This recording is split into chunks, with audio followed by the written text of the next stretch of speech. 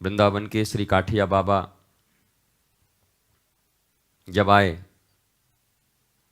तो अपने शिष्य के साथ बैठे। ओरछा के नरेश दर्शन करने आए। उस समय उनके फेस को तो देखकर लगता नहीं था कि वो काठिया बाबा इतने बड़े संत हैं। चेला से रोटी के लिए लड़ रहे थे। तो यह बात भी असत्य साबित हो गई कि the face is the index of mind. अमूमन ये नहीं भी हो सकता। काठिया बाबा को पहचानने से इनकार कर गए वो, उनके बिहेव से, उनकी वाणी से, उनकी चंचलता से, उनकी लड़ाई से और शिष्य के प्रति उनका रोष एक रोटी के लिए। और राजा वापस चला गया। इसलिए फेस भी माइंड का इंडेक्स होगा ही होगा, ये कहना बहुत कठिन है कपट के युग में,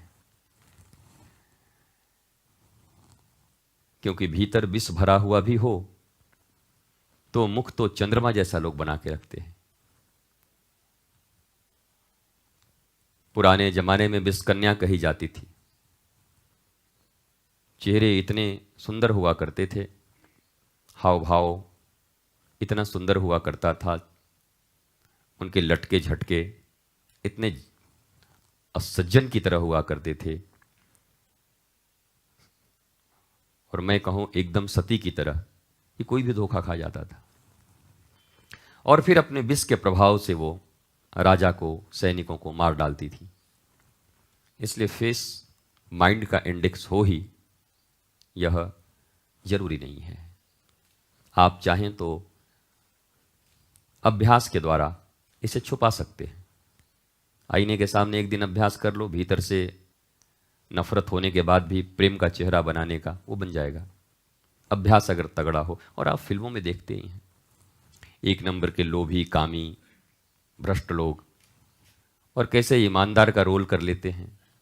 कोई पुलिस का रोल कर लेता है, कोई गांव की एकदम संस्कारी कन्या का रोल कर लेती है, जबकि एकदम नीलबटा सन्नाटा है वो।